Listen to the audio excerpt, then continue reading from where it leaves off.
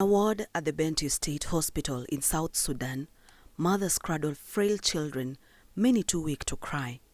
Their tiny bodies tell the story of a growing crisis.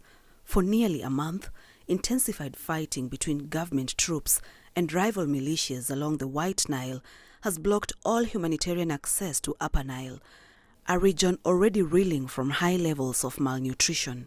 The little ones who I met this morning, they were identified in time. They were able to come to the stabilization center even though they were very sick. Inside the hospital, teams work tirelessly to identify and treat children before it's too late. Every sachet of nutrient-rich milk or ready-to-use therapeutic food is now a precious lifeline. But even here, hope is tempered by fear. By the end of May, the UN agencies warn they may run out of treatment supplies entirely. We heard stories of vomiting, of diarrhea, of intestinal worms, of inability to latch on and breastfeed. And we heard so many stories about children who were really suffering.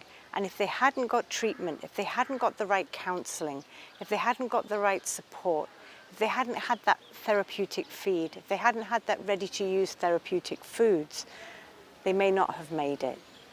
As families continue to flee violence and flooding spreads waterborne diseases, the malnutrition crisis is expected to deepen. UNICEF estimates more than 300,000 children in Upper Nile State have suffered from moderate to severe malnutrition in the past year.